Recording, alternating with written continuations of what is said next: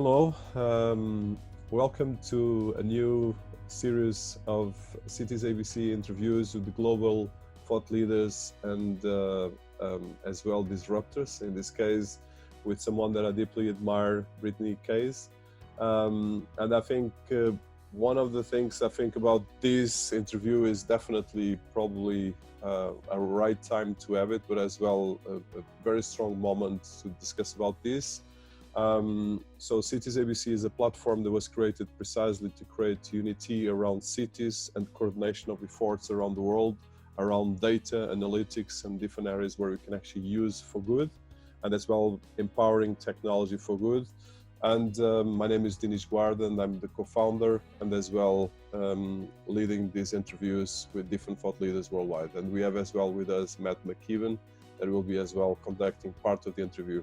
So to start, well, welcome Brittany. It's a huge honor to have you here, and thank you for coming as well. I would like to start probably, I think the audience will know about you, but there's still a lot of people are not conscious about this, and that's the idea of this.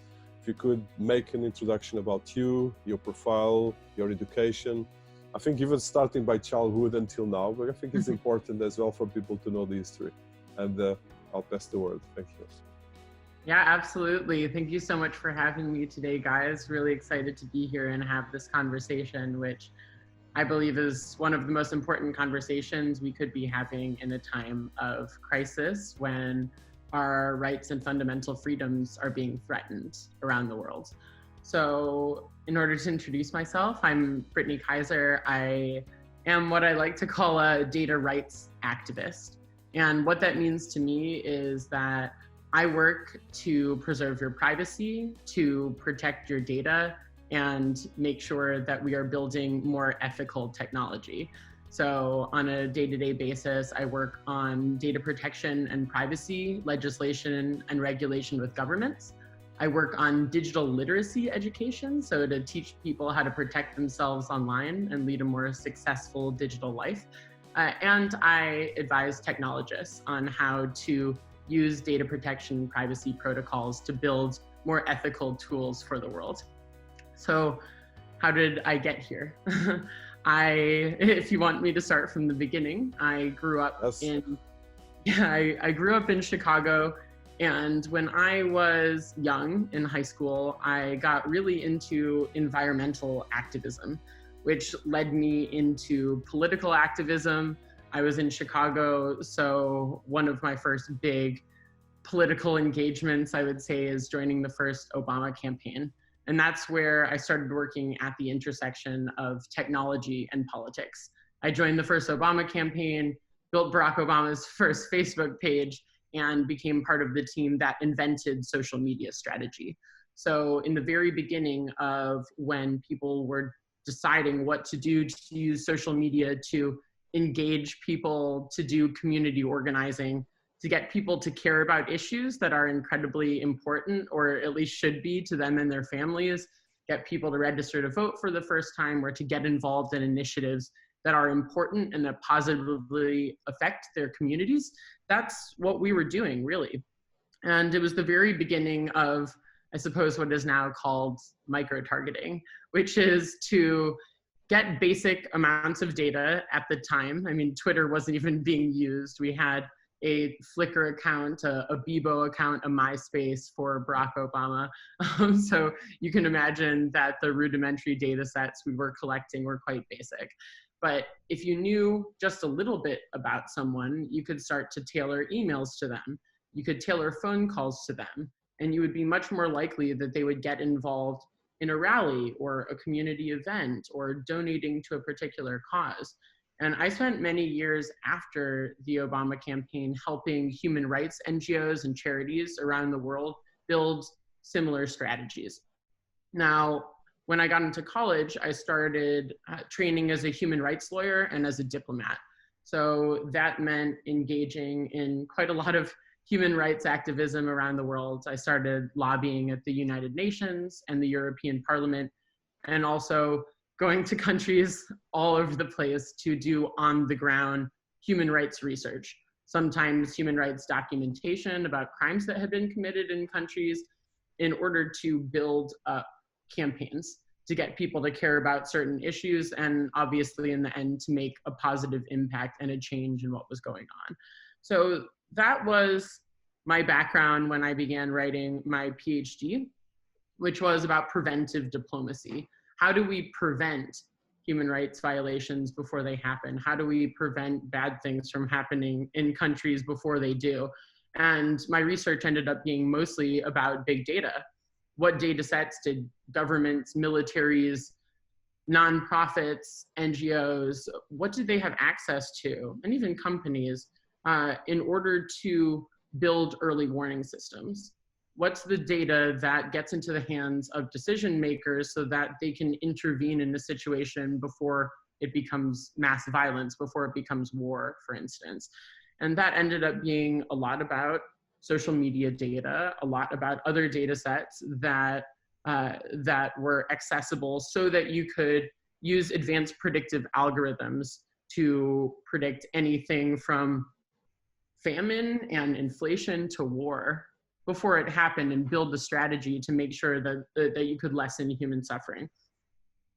And that might seem like a really shocking time for me to join a company like Cambridge Analytica, but that's when I joined Cambridge Analytica. I was in the third year of writing my PhD, and no one at my law school could teach me about advanced predictive analytics. So I was introduced to the CEO at the time and introduced to a lot of the really exciting and what I saw as positive projects that they were doing around the world. I suppose some of the people listening to this might know me as the Cambridge Analytica whistleblower. So that was the beginning of a 3.5-year journey where I learned a lot more about data than I bargained for, and a lot about how communities, organizations, cities, governments, political parties, companies around the world use data in order to further their goals. Now, their goals are not always inherently positive, although at the time, my bright-eyed, bushy-tailed self liked to believe that that would be true.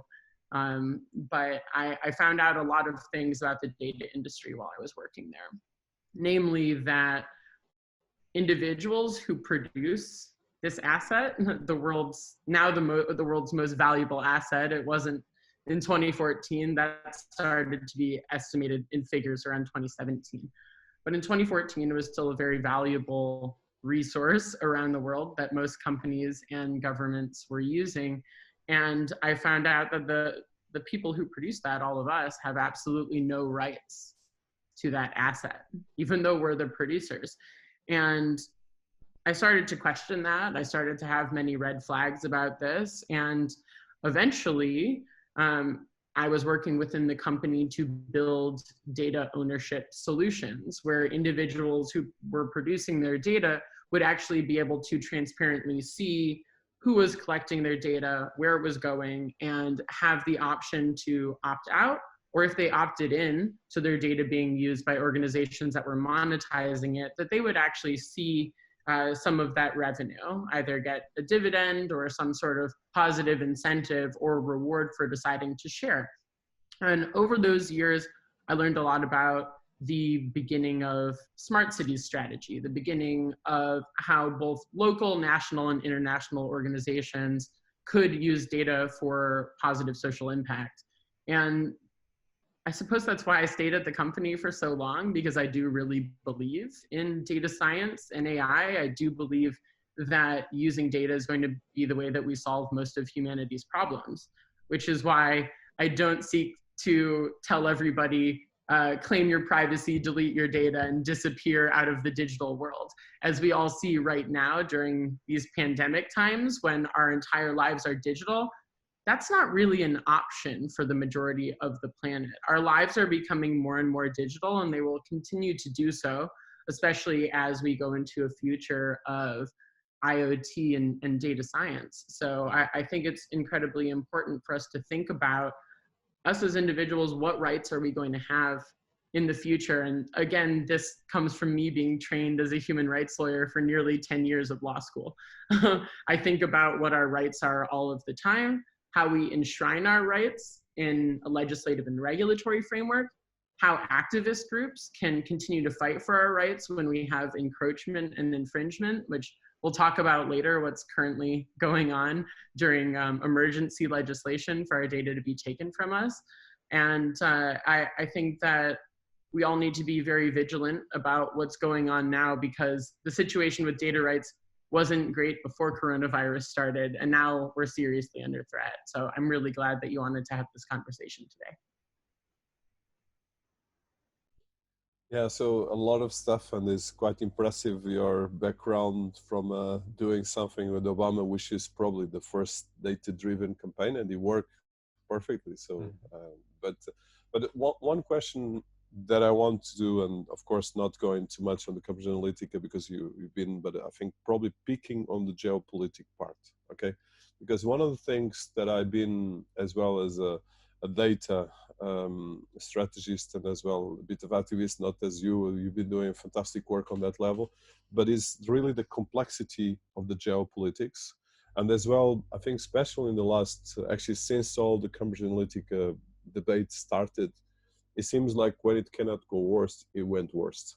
And I think what we're seeing right now is definitely that we have a digital divide first, which people like us, we are talking about data ownership, but most of the people, for instance, we had a discussion last week with a couple of academics, and a lot of people, the conclusion was most of the people have an understanding of 14 years old in terms of messaging, in terms of media, in some cases not even in terms of media, probably even less. So just starting with this, and as well as being a PhD researcher, how can we start by tackling this problem? Because we cannot just, being activists is one thing, but we need to solve the problems from the root. And I think that's, I know that you as a researcher, as well a human focus, that's the biggest challenge. How can we look at this? Because for instance, if you look what happened in the US, it seems like first, even for us in Europe, it looks it's like science fiction. It's like Blade Runner, because no one can believe what has been happening in the last years over there. But the point is that even with everything, with the quantity of deaths and all the fake news, it seems like a huge part of the population continue being okay with that. So there's a big problem here that is much more, it's human nature, but is as well education, but as well cultural.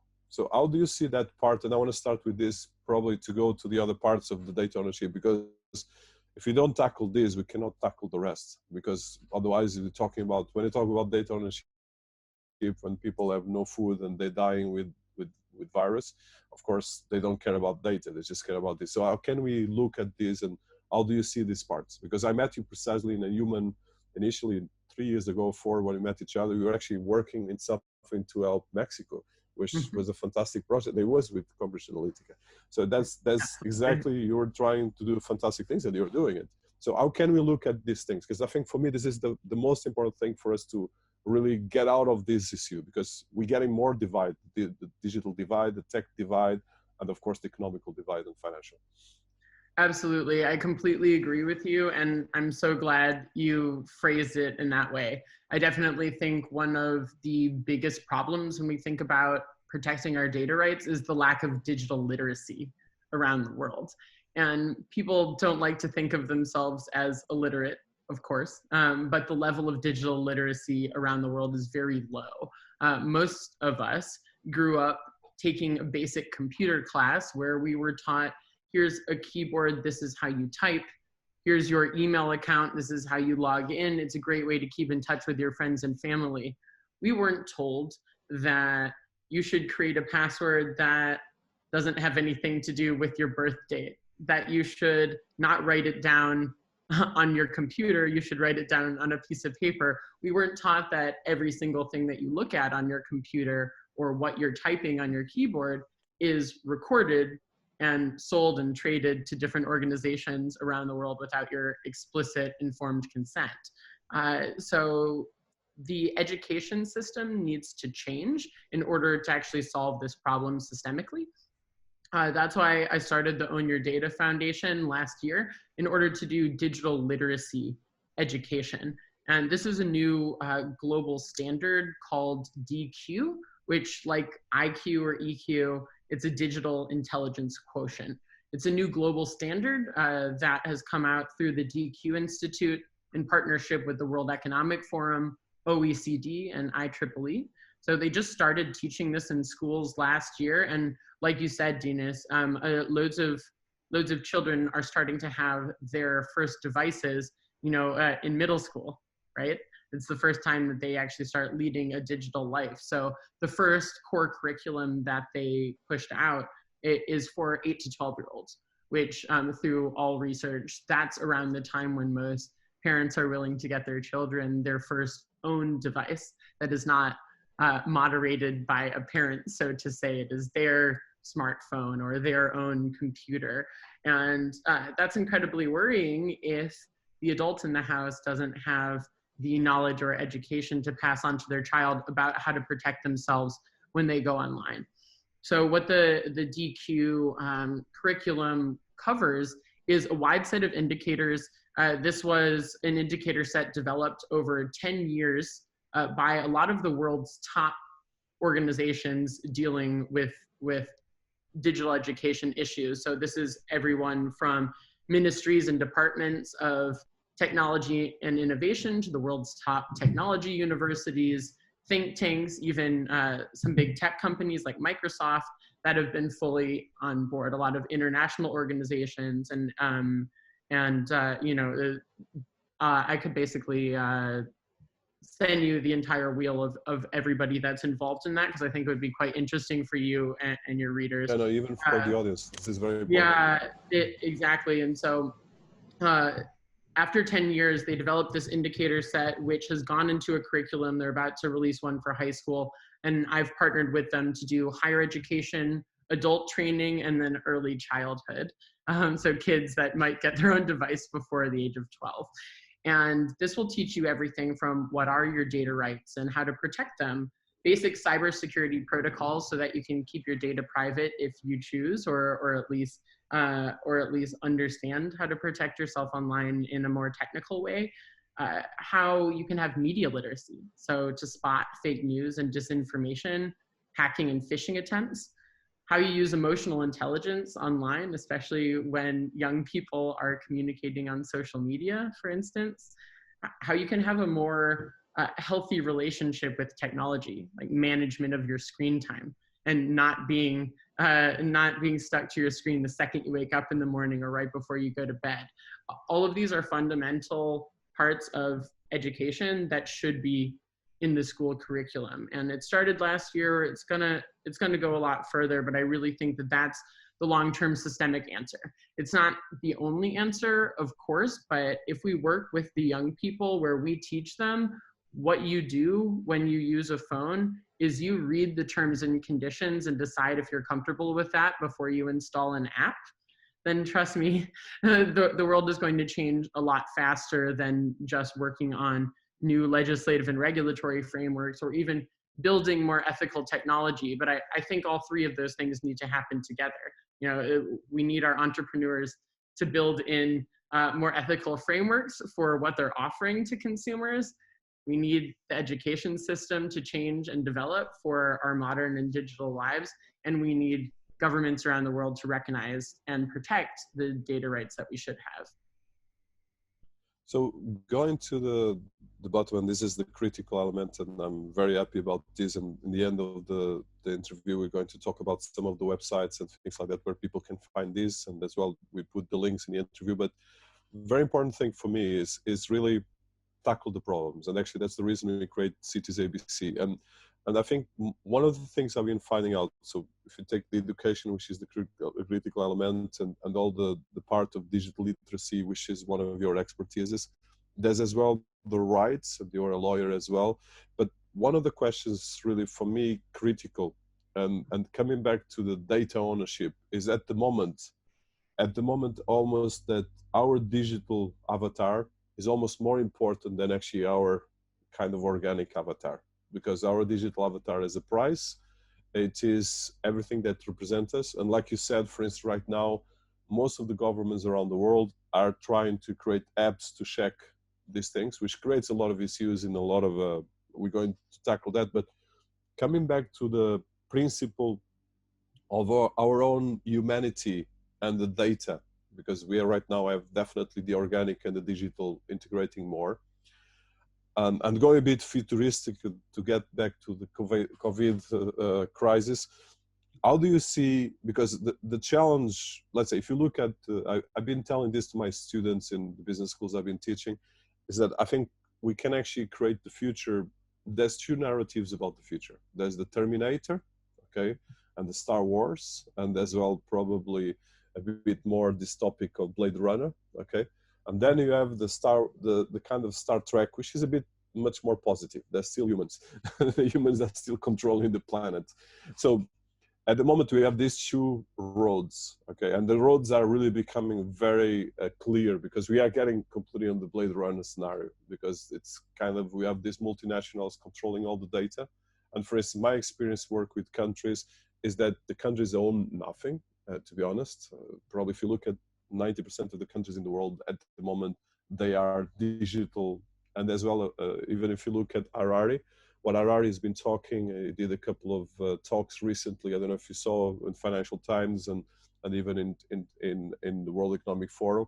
We're going to have a data wars, which is starting to happen already. And the countries that don't have the capacity, they will be just colonies of the countries that have capacity on data.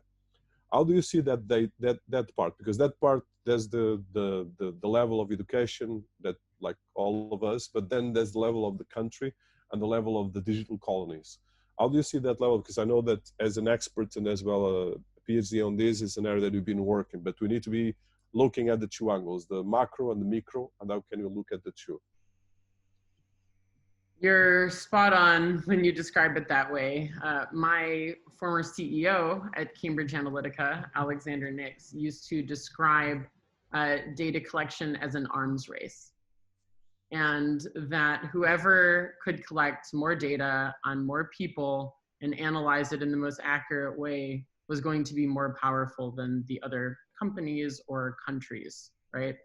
So I unfortunately see that most of the world still has not given individuals their data rights. So this arms race is still ongoing, because in so many countries around the world, you do not have to ask for people's explicit informed consent in order to take all of their data, in order to constantly be surveilling them in a way, being able to track and trace every movement, every action, what they're doing, where they're going, who they're with, who they're next to, which has been obviously one of the biggest concerns about the coronavirus tracking and tracing of individuals.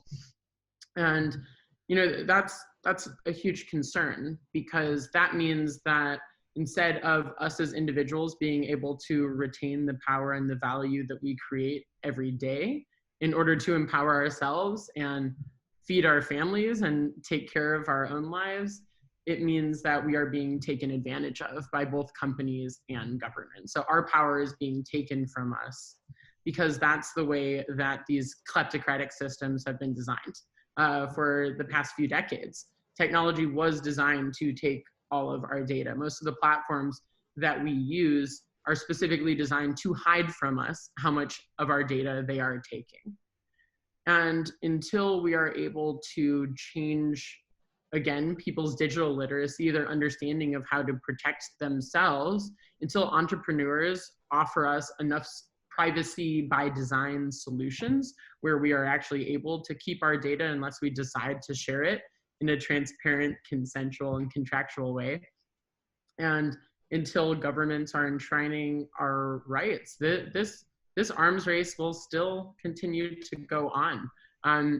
Now, over the past 2 years, we've made a lot of progress. Countries around the world, for the first time, have decided to either update their old data protection laws. You know, during the Facebook Cambridge Analytica scandal, Facebook was tried under the 1998 data protection law in the United Kingdom, which meant that they could only get a £500,000 fine for what they did in the UK, because that was a cap. It was either 7% of annual revenue, but capped at 500 £100,000. Obviously, in 1998, that was a lot of money for a tech company.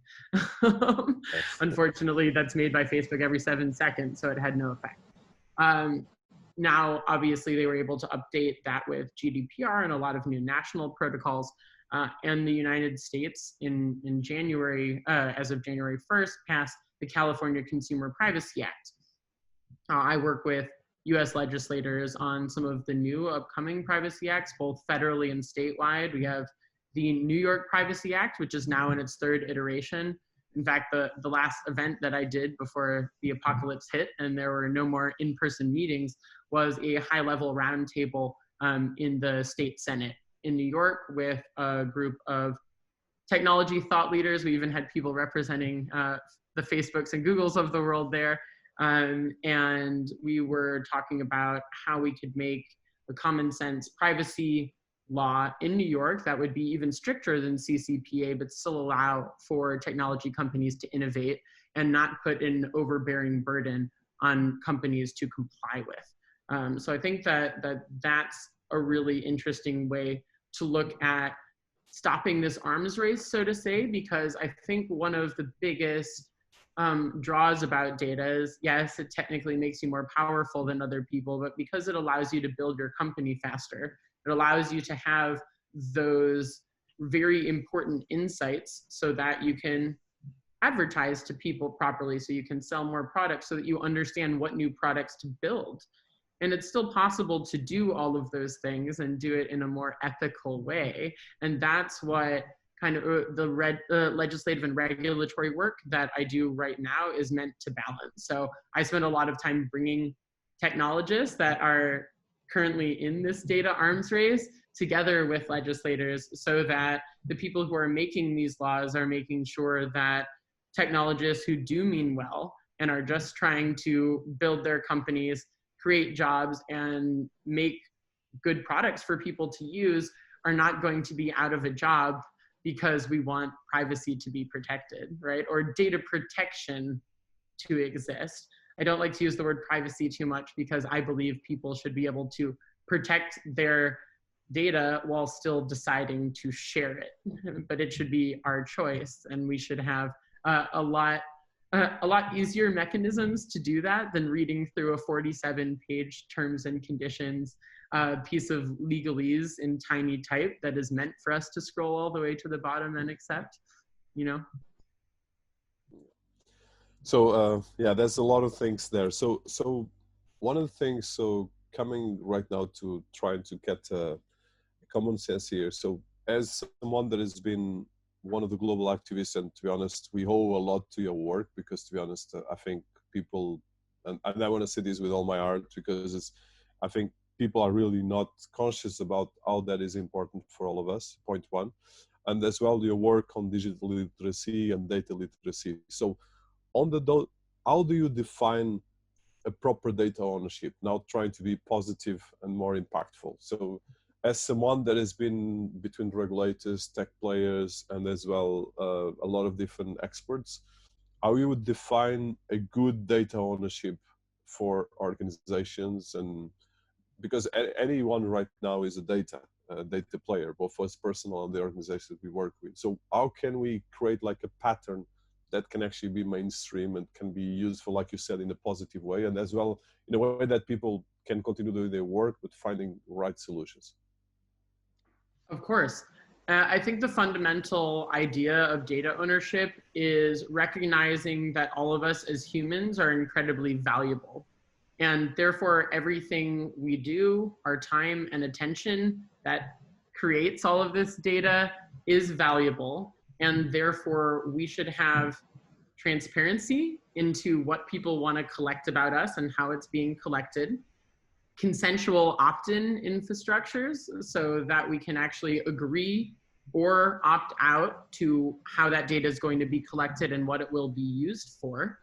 And ownership rights, so that if I am producing data that is going to be monetized, then I can be rewarded for that and reap some of those benefits for myself because it's my data. Now, I think a few companies specifically really get scared about that when they first hear of that notion. And that's because they're not thinking about it in the more complex versions of data ownership, which I mostly am discussing with legislators, which is fractionalized ownership. So say I am creating my data within Facebook, for instance, my best friends.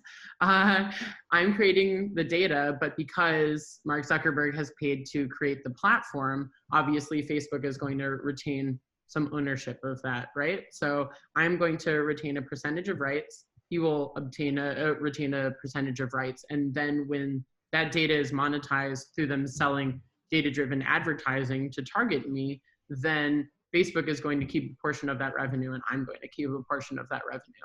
And I think that that is incredibly reasonable. And the amount of revenue that they receive definitely pays for me continuing to have a free account. I really don't like these arguments that we should pay to have a Facebook account or a Gmail account if we want to have data rights. I mean, that's completely insane. They can still make plenty of money off of our data, and they can even encourage us to produce data within their platform that we wouldn't normally produce. Trust me, if I knew that I was going to get a dividend off of my activity in Facebook and they pinged me to ask me what I ate for breakfast, I'd tell them. I would definitely tell them, because I do not feel threatened by giving them that information. You want to know about my green juice this morning? I'll tell you all about it. Am I going to get Facebook credits so that I can advertise my digital literacy programs through my foundation? Perfect, great. It's an even exchange. There's no problem there. But I think it's the lack of willingness from companies and governments to recognize our own human value, and that this is our personal, intimate information. And they have not been good custodians of it. So they now need to return rights to the people and allow us to make decisions on what we're comfortable sharing, with whom, where it's going to be stored, what it's going to be used for. And I suppose a lot of people also have questions now on how are individuals going to make these decisions? How are we just going to give rights to people that don't even understand what these rights are or what they should be choosing to do?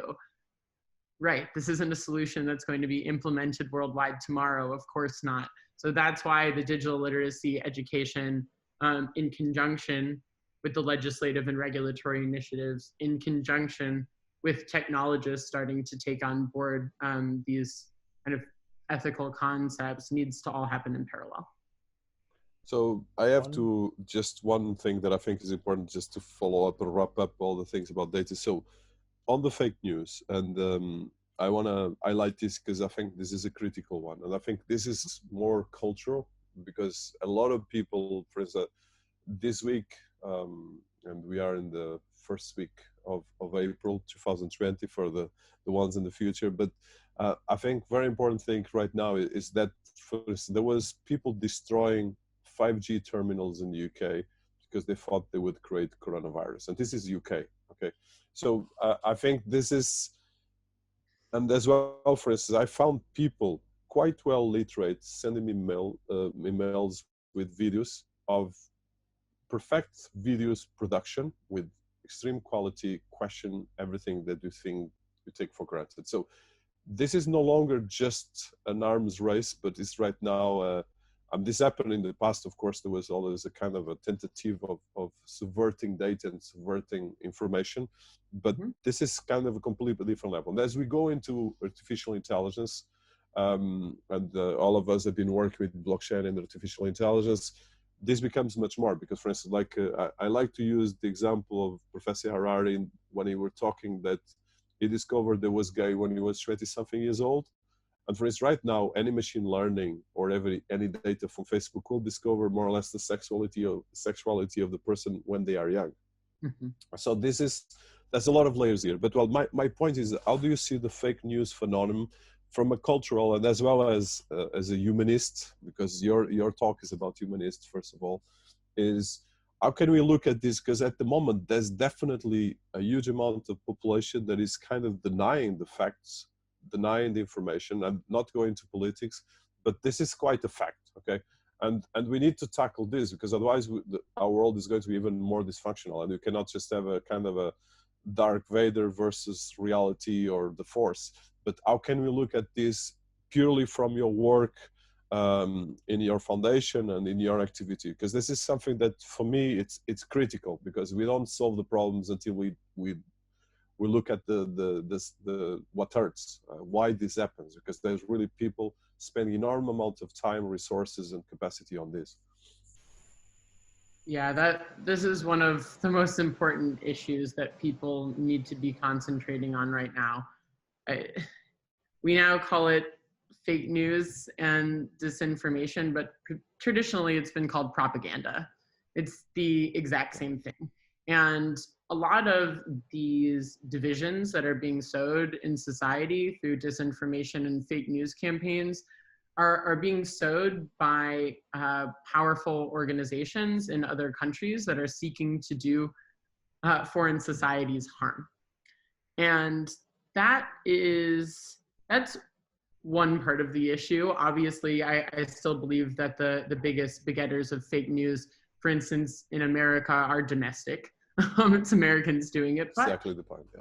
But the 5G issue specifically, since that was the first part of your question, I want to address very specifically, because the disinformation around 5G causing coronavirus is really being paid for and sent out by the same people that target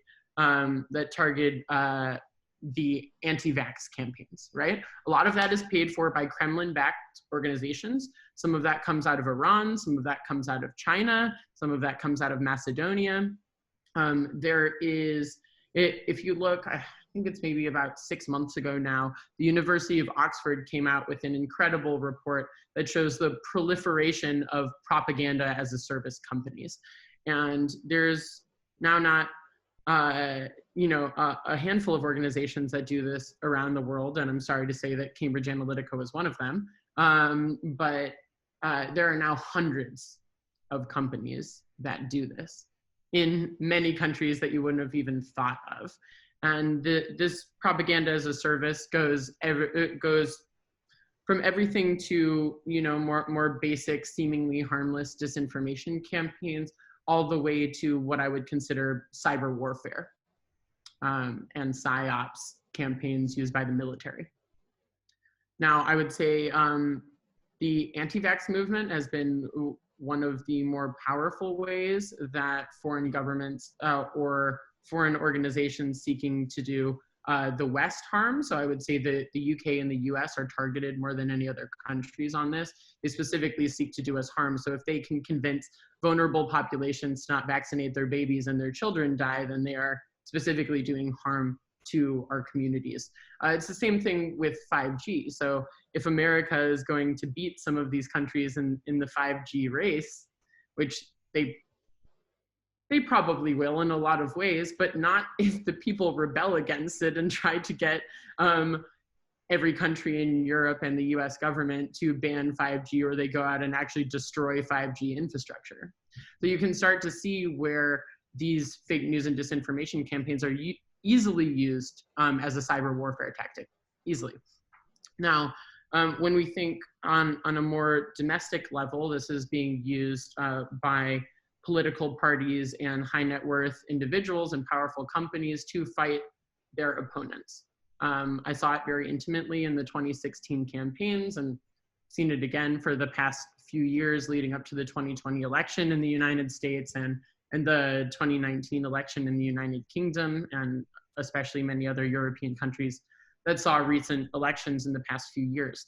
The disinformation campaigns are using slander, libel, voter suppression tactics, incitement of violence or racial hatred or sexism, all through the same lens and the same strategy. Because if you have enough money, you can get as much data as you want to about people, and the more you know about people, the more you can target them and persuade them or manipulate them to think something, feel something, or do something other than they normally would, right?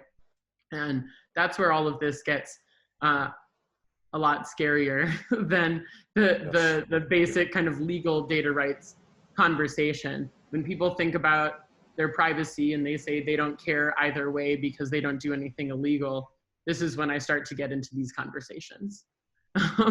Because I say, if you don't care about your data rights, then you don't care that these things go on.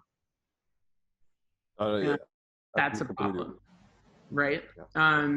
You know, and then you can take it one step further, which is that, are you fine with the fact that anyone around the world at any time can buy your live location data and track you and stalk you and know exactly where you live and what you do with your family and who you're with all the time? Are you comfortable with that? Because right now it's possible. I mean, I just was briefed on a legal case that's going on where an investment firm bought the location data of a CEO of a company where they owned a lot of their stock and tracked where that CEO was going to meetings. And because that CEO is spending a lot of time at the headquarters of another company, they assumed he was either going to sell his company to that one or that they were going to do a merger in some kind of way. And they made stock predictions accordingly and made an insane amount of money. That is completely legal. And you don't have to be an investment firm tracking a CEO in order to buy someone's location data. You can be anybody. You don't even have to be, you know, if you're buying the data of an American CEO, you don't have to be an American or an American company. Yeah. So think where that leads, right?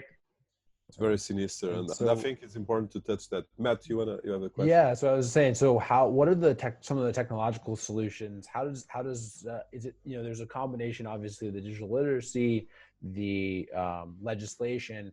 What are some of the technological, even blockchain solutions that help in this data ownership and data protection fight moving forward? Absolutely. So obviously, I'm a big proponent of blockchain technology, distributed ledger technology, anything that gives more transparency and tracking and traceability to data management is going to help solve these issues. So I suppose there's a few different categories of the types of technology that are really interesting in this space. Something that a lot more people will be familiar with, I suppose, is digital identity solutions. Mm-hmm. So that when we are, for instance, doing anything online, instead of logging in with Facebook or Google, we will have a sovereign digital identity where we own all of our very personal information, that if it was removed would create an anonymous or pseudonymous data set without our personal details. And so we'd be able to have secure, encrypted, my name, my address, my social security number, my financial information, and I could go throughout my digital life securely verifying that I am me, and I can continue to do things in a verified way, just like know your customer, anti-money laundering when you're signing up for a bank account or a credit card. But this would be a way that you could interact on all of your platforms with all of your activities, and there are tons of these solutions out there right now. I think probably the biggest one around the world right now is Yoti, that has, you know, probably millions of people that are using that as a digital identity solution. But there are tons of them that are out there right now, and there's room for thousands of companies, or at least hundreds, to be fulfilling this issue right now. We have billions of people in the world that have no digital identity. This is obviously a conversation that's also very important when we talk about movement of people, when we talk about refugees, asylum seekers, people that don't easily have paperwork to prove their identity, different ways of entering our sensitive biometric data, for instance, so that we can get government assistance, so that we can cross borders and we don't have to have a paper passport or our birth certificate or what have you. So I think digital identity and owning our most essential and sensitive data in a way where we never actually have to transfer that data, but we can verify who we are, is one of the more important kind of sectors of these solutions. Secondly, I would say, you know, once we've secured our digital identity, then the next is transparency on any data that we are going to share. So that transparency, there are a number of new solutions that are creating that transparency. Now, I would say that's not a simple conversation. Transparency can be everything from streamlining terms and conditions so that it's a simple set of checkboxes where we can toggle on and off who we want to share our data with or not, what we're comfortable with or not. And if we toggle everything off, then we can still use the product. And we've agreed at like 3rd grade reading level what we have decided to give away in bullet points, as opposed to endless legalese where we don't understand what we're giving away. There are a lot of new solutions in that, and in a lot of the testimony that I've worked with with the Federal Trade Commission in the United States, it will soon be illegal, for instance, to hide the data that you are collecting within terms and conditions. You will have to be transparent with a consumer. It is found to have been in contravention of consumer protection, the way that most companies put together their terms and conditions. But then when we talk about, okay, I transparently understand what I'm giving away. If I am going to agree to give certain things away in a contractual format, what are the data protection or management solutions that are going to make sure that I can track and trace where my data is going, I can verify to whom it's going to, and what it's going to be used for. And I really think that it's only the blockchain industry that is trying to solve for that right now, so that we can have immutable tracking and tracing of where this data is going, and we can verify who it's gone to, we can verify when it's being shared with others and what it's being used for, and hopefully through smart contracting, we would be able to ensure that our data could not be used for purposes to which we did not agree. Which we could then also revoke access if we wanted to in the future, like the right to be forgotten under the GDPR. Exactly, and I think that's an incredibly important part of it, that right now, and actually the biggest part of the Facebook Cambridge Analytica scandal was about the fact that when Facebook said we are closing our Friends API, which over 40,000 developers had used to obtain all of our personal data and the personal data of everyone in our friends group and network, when they decided to close that in April 2015, they had no way of revoking that data from all of those tens of thousands of developers around the world. And obviously they were negligent because they didn't make people sign contracts, they didn't do any due diligence, they didn't go and forensically analyze anyone's database to check if their data sets were still there.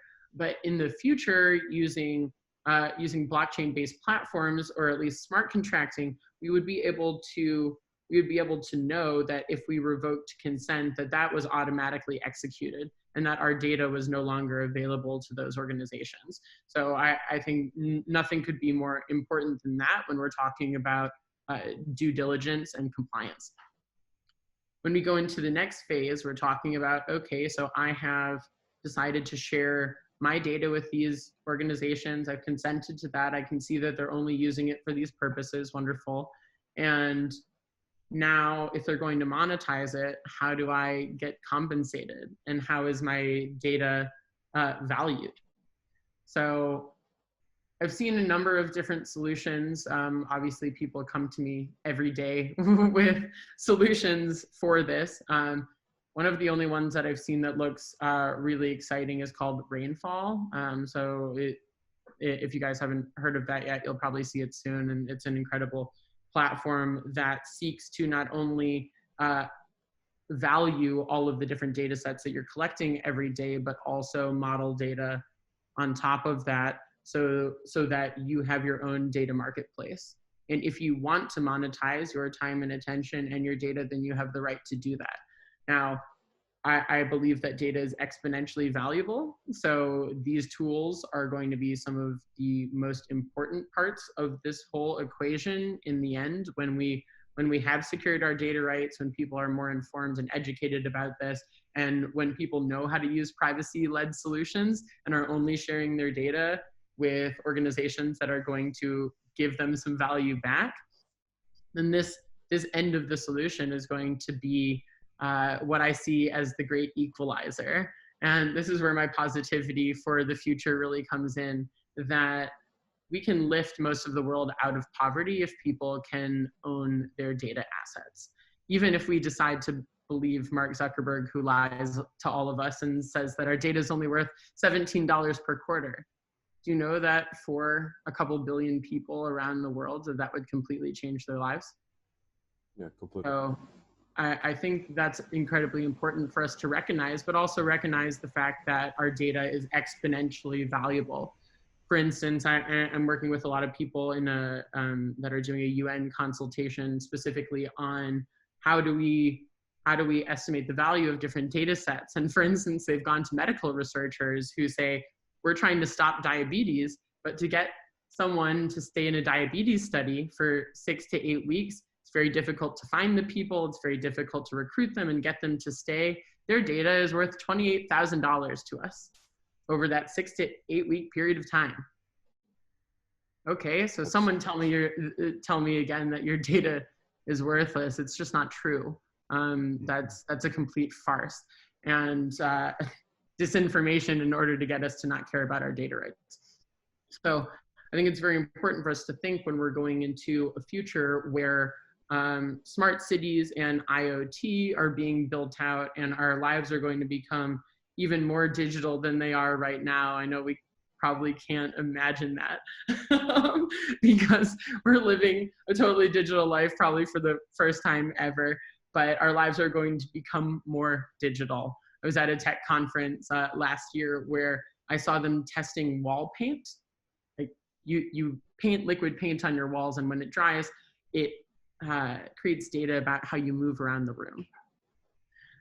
So if we're going to that future where we're producing data just by walking around our living room, if we are producing data with every single thing that we do when within our house, when we leave our house, every moment of every single day, we need to make sure that we are securing our data rights now, and that we know that we are building the solutions that we can technically say that we can secure the rights that we are implementing in legislation and regulation, and that we can demand our dividend of the value that we are creating for companies and governments around the world.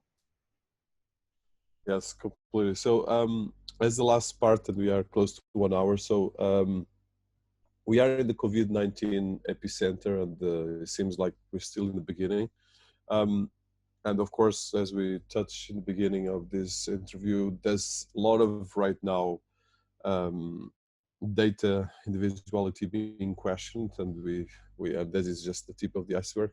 So what would be your advice right now for citizens around the world so that's two angles. One is in the individual side, but as well as groups, because I think right now is a moment that, giving all the economical and financial consequences and the healthcare consequences that are coming out of this crisis, we might have kind of a re-question of our civilization in a lot of ways, because the quantity of money there is as well being questioned, and we're talking about 10 to 15 trillion dollars already in a lot of incentives that have been taken, which is kind of more than 20% of the world economy, but 50% of the world economy is being crushed, and people are going to lose jobs, are going to be, and we don't know still how more serious this is. So how do you see this, and what is your hope message, being someone practical? Just mentioned the ownership of data and how we can actually create platforms that can empower us instead of using us. How do you see that message of hope, and as well message of activism in a good way, of being civics? I would say more civism, because we need to be all civic in the right way. Yes, absolutely.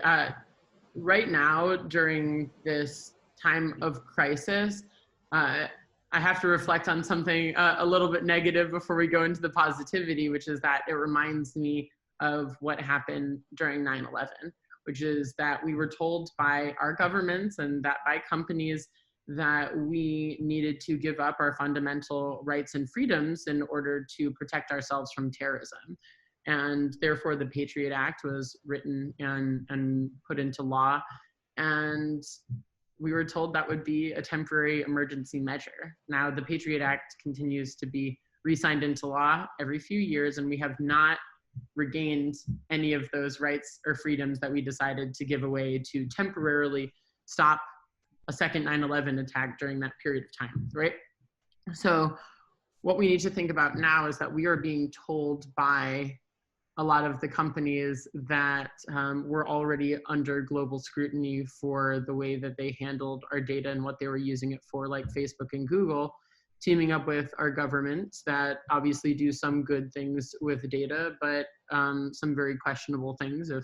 If anybody has looked into Clearview AI, that's a fun example for you to research further. And they are telling us all that in order to save ourselves from coronavirus and to save lives around the world, we need to give up all of our data rights. So there's a few fundamental assumptions here that I think are very flawed. One is that when we are being told that at least 60 or 70% of the world is going to contract coronavirus, that there is any capacity for us to use all of our historic and current live location data in order to prevent coronavirus. Are we really going to track and trace where every single person that tested positive has been and everyone that was in the vicinity of them or touched the same handlebar as them on a public subway?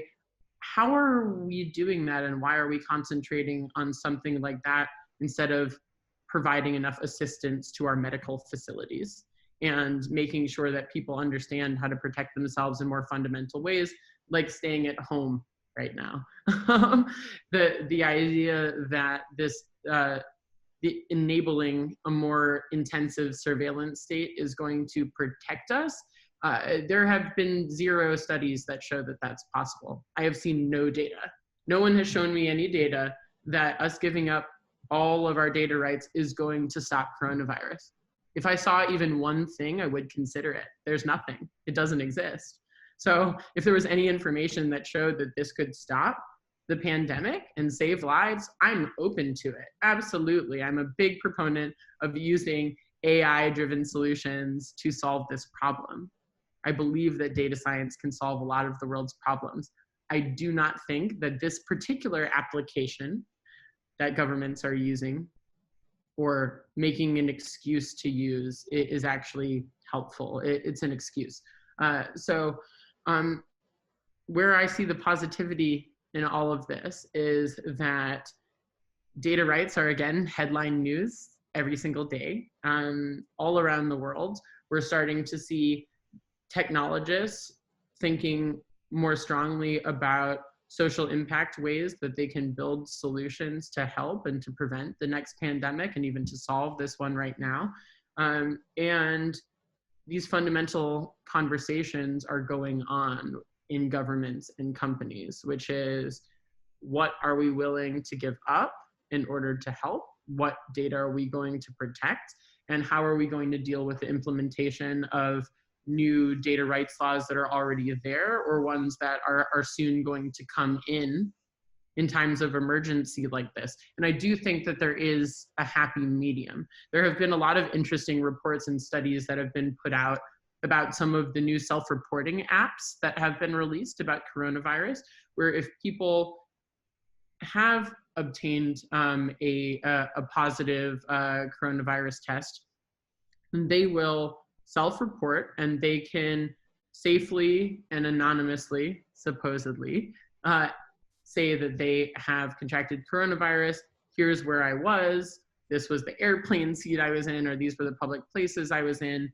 I have not been out of my house since this time, and positively contribute consensually, transparently into a data set that could perhaps be used to save lives, instead of companies like Google and Facebook going to the government and giving away all of this data and them trying to band together to build some sort of tracking and tracing solution where people are going to end up being fined and arrested and locked into their homes. And it's already happening in a lot of European countries.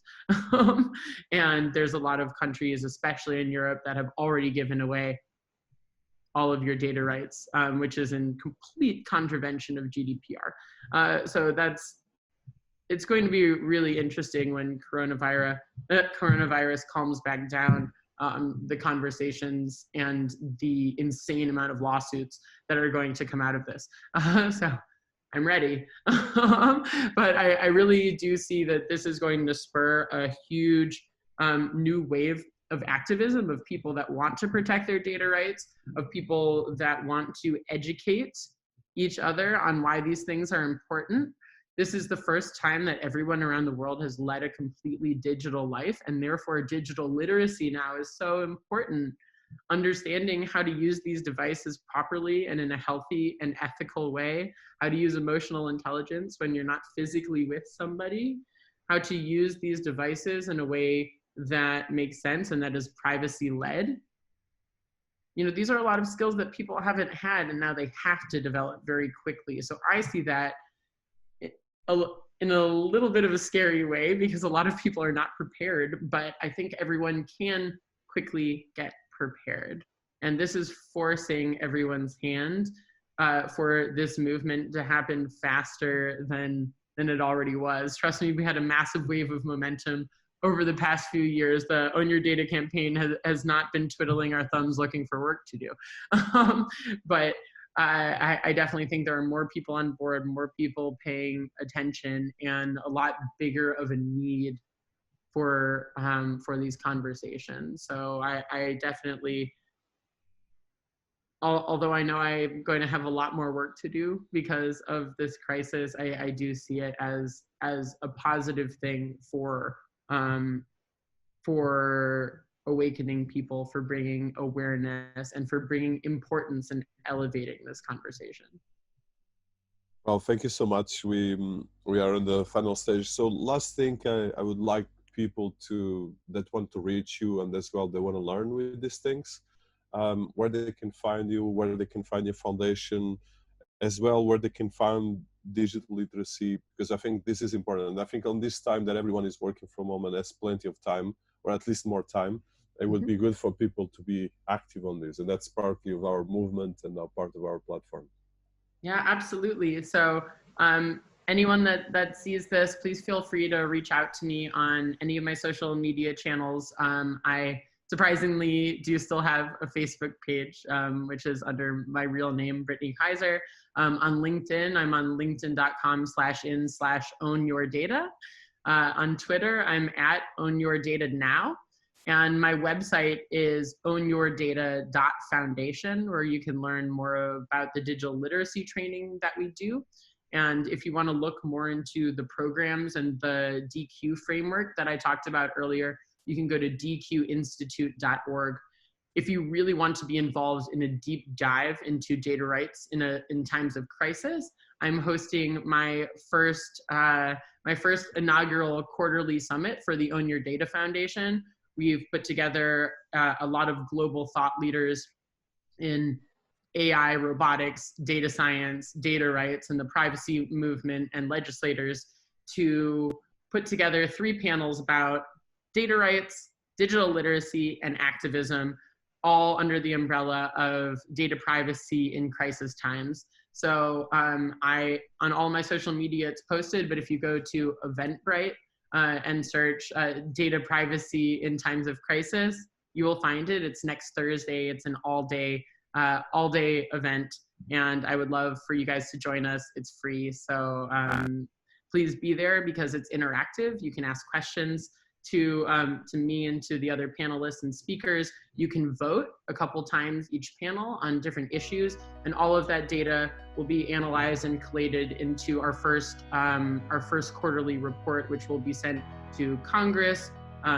European Parliament, and many other decision makers around the world.